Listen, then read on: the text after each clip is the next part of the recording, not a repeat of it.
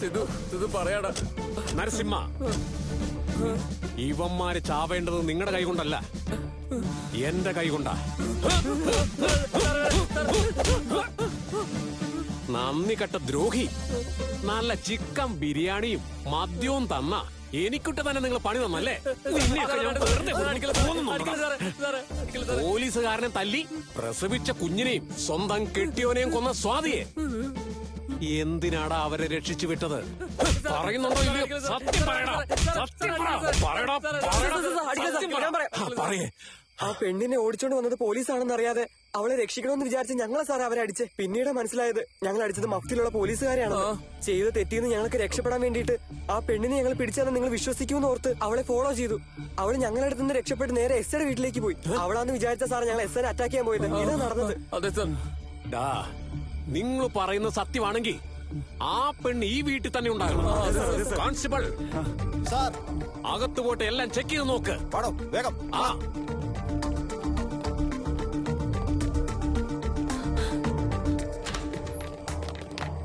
ലക്ഷ്മി, നീ ഈ റൂമിൽ പോയി നോക്ക്. ശരി സർ. ലോകേഷ്, നീ ആ റൂമിൽ നോക്ക്.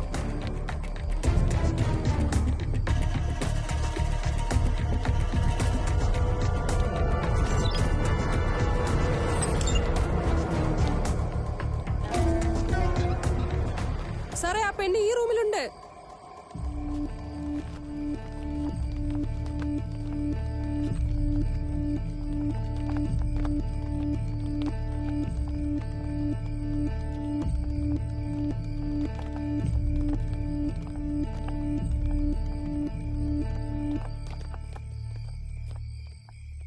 ലക്ഷ്മി, അവരൊന്ന് എഴുന്നേൽപ്പിക്ക്. കണ്ണു തുറക്ക്. നീ കണ്ണു തുറക്കാൻ.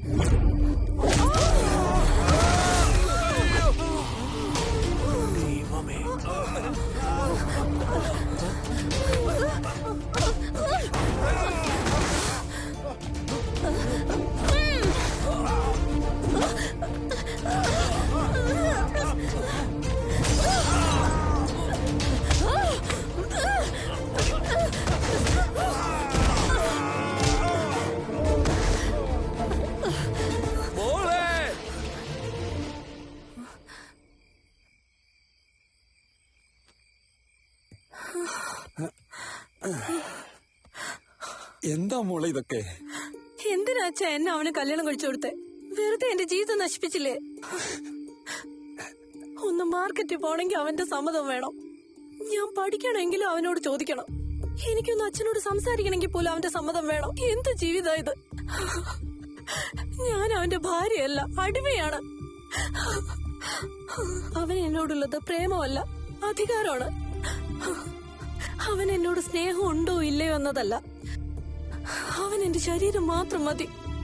ഒരു മനുഷ്യനായി കൂടി പരിഗണിക്കാതെ എന്നെ പിച്ചി ചീന്തും. ഒരു പുരുഷന് കുടുംബം നടത്തണമെങ്കിൽ ഒരു സ്ത്രീ മതി. പക്ഷെ ഒരു സ്ത്രീക്ക് കുടുംബം നോക്കണമെങ്കിൽ സ്നേഹം വേണം.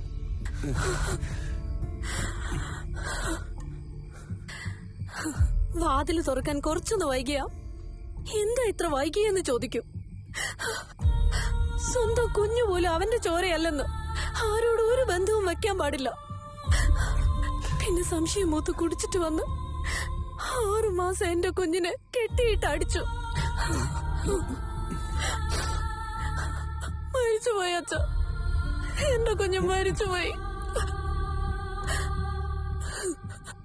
അതുകൊണ്ട് അച്ഛ ഞാൻ അവനെ കുത്തിക്കൊന്നത്. അച്ഛൻ എന്നെ സ്നേഹിക്കുന്നതിന്റെ ഒരു 10% അവൻ എന്നെ സ്നേഹിച്ചിരുന്നെങ്കിൽ ഇത്രയും പ്രശ്നമാകില്ലായിരുന്നു. ദൈവം സ്ത്രീയെയും പുരുഷനെയും ഒരുപോലെയാണ് സൃഷ്ടിച്ചിരിക്കുന്നത്. പുരുഷന്മാർക്ക് എന്തെല്ലാം സ്വപ്നങ്ങളും ആഗ്രഹങ്ങളും ഉണ്ടോ, സ്ത്രീകൾക്കും അങ്ങനെയുള്ള ആഗ്രഹങ്ങൾ ഉണ്ടെന്ന് ഈ പുരുഷന്മാർ മറന്നുപോയി. സ്ത്രീയും പുരുഷനും സമമാണെന്ന് തെളിയിക്കാനാണ് പരമശിവൻ തന്നെ രൂപമെടുത്തത്.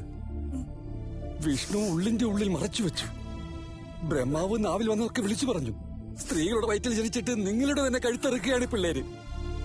അതാണ് മോളെ ഈ ലോകം. എന്റെ മോളെ ഇങ്ങനെ വിഷമിക്കണ്ട, കരയണ്ട. സ്വയരക്ഷയ്ക്ക് വേണ്ടിയാണ് നിന്റെ കെട്ടിയനെ കൊന്നതെന്ന് കേസ് ഫയൽ ചെയ്തു തരാം. നിങ്ങളുടെ മകൾക്കൊന്നും സംഭവിക്കില്ല. കോൺസ്റ്റബിൾ. സാർ, ഇവിടെ കൊണ്ടുപോ. അയ്യോ, ദൈവമേ.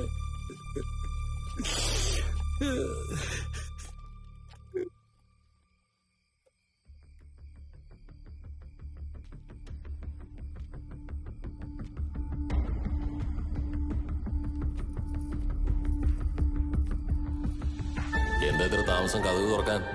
സ്റ്റവില് പാല് വെച്ചോണ്ടിരിക്കായിരുന്നു. കിടന്നോ? അതെ. ലൈറ്റ് ഓഫ് ചെയ്തിട്ട് ഉറങ്ങാൻ നോക്ക്. ഈ സമയത്ത് എന്താ അമ്പലത്തിലേക്ക്? ദേവിക, നമുക്കൊരു കാപ്പി പിടിച്ചാലോ?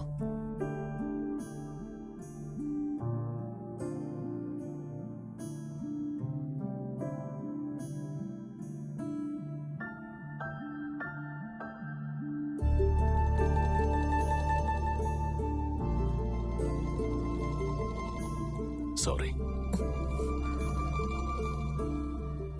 എന്തിനാ? ഇത്രയും നാളെ നീ എന്നെ സഹിച്ചതിന് വേണ്ടി. വർഷങ്ങളായിട്ട് ഞാൻ എന്റെ സ്വഭാവം അങ്ങനെ തന്നെ മെയിൻറ്റെയിൻ ചെയ്തു പോവായിരുന്നു. വഴക്ക് പറഞ്ഞാലും അടിച്ചാലും എന്റെ ഭാര്യയല്ലേ എന്നോർത്തു. തിരിച്ചൊന്നും പറയില്ലല്ലോ. അങ്ങനെ ഒരു സ്വാർത്ഥതയുടെ പുറത്താ ഒരുപാട് തെറ്റുകൾ ചെയ്തത്. എന്നാലും എന്റെ കൂടെ ആത്മവിശ്വാസത്തോടെ നിന്നതിന്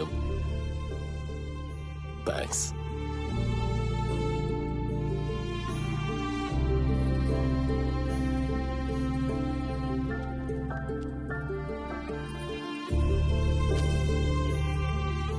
എന്നെ വഴക്ക് പറയാന്നോർത്താ പറയാതിരുന്നെ. ഞാൻ MSc കംപ്ലീറ്റ് ചെയ്തായിരുന്നു. നല്ല കാര്യം. ജോലിക്ക് പോകണം എന്റെ മനസ്സിൽ ആഗ്രഹമുണ്ട്. നിന്റെ ഇഷ്ടം. നിങ്ങളൊന്നും അറിയാതെ എന്റെ അച്ഛനോടും അമ്മയോടും ഞാൻ എന്നും സംസാരിക്കാറുണ്ട്. ഇത്രയും നാൾ നിന്നെ റെസ്ട്രിക്ട് ചെയ്തത് എന്റെ തെറ്റാ. സോറി. ഞാൻ എന്തെങ്കിലും പറയുമ്പോ എന്നോടൊരു വിശ്വാസം ഇല്ലാത്തോണ്ട് ക്രോസ് ചെക്ക് ചെയ്യാറില്ലേ? ഓർക്കുന്നില്ലേ? അങ്ങനെയൊന്നും ചെയ്തത് എനിക്ക് ഒട്ടും ഇഷ്ടമല്ല. ഒരുപാട് തെറ്റ് ഞാൻ ചെയ്തിട്ടുണ്ട്. എല്ലാ തെറ്റും നിങ്ങൾ ചെയ്തിട്ട് എന്നോട് സത്യസന്ധമായി ഇരിക്കാൻ പറയുന്നത് എവിടുത്തെ ന്യായമാ പറ? ഞാൻ ചെയ്ത തെറ്റുകൾ എനിക്കറിയാം. പുതിയൊരു ജീവിതം തുടങ്ങാം നമുക്ക്.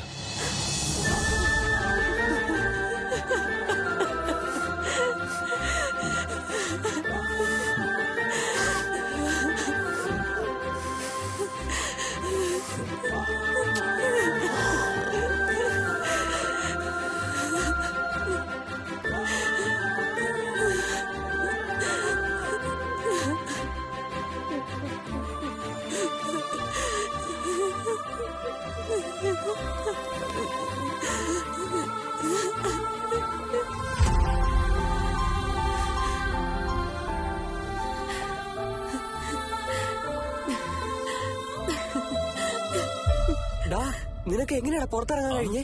അറിയില്ലടാ. മോളിന്ന് താഴെ വീണു. കണ്ണ് തുറന്നു നോക്കിയപ്പോ അതേതോ ഒരു ഗുഹ പോലെ ഉണ്ടായിരുന്നു. ഞാൻ അവിടുന്ന് കൊറേ നടന്നു. അവിടെ ഒരു ഏണി കണ്ടു. കേറി വന്ന ഒരു കതക് തട്ടിയപ്പോ അവിടെ ഒരു സ്ത്രീ. എന്റെ കെട്ടിനില്ല. ഓക്കെ ഓക്കെ എന്നെ വിട്.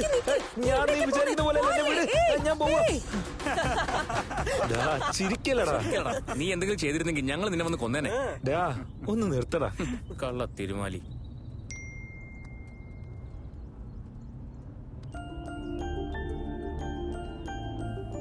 ചില സമയത്ത് നമ്മൾ ചെയ്യുന്ന തെറ്റുപോലും നമ്മുടെ ജീവിതം തന്നെ മാറ്റിമറിക്കും. ഇന്നതാ നടന്നത്. അദ്ദേഹത്തിന് മാറ്റം ഉണ്ടാവുന്നുള്ള വിശ്വാസം എനിക്കുണ്ട്. പുതിയൊരു ജീവിതം ഞങ്ങൾ തുടങ്ങി. ഇതെല്ലാം നീ കാരണം. Thank you so much. ഇനി എപ്പോഴും എന്നെ വിളിക്കൊന്നും വേണ്ട കേട്ടോ. All the best.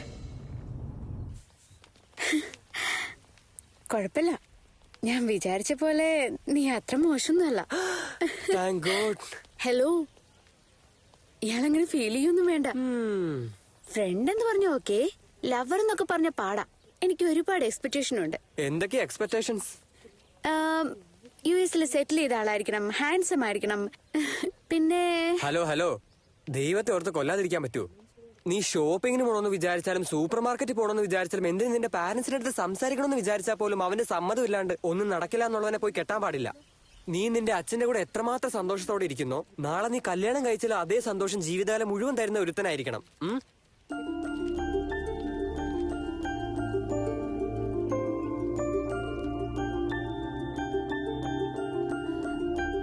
Sidhu Sidhu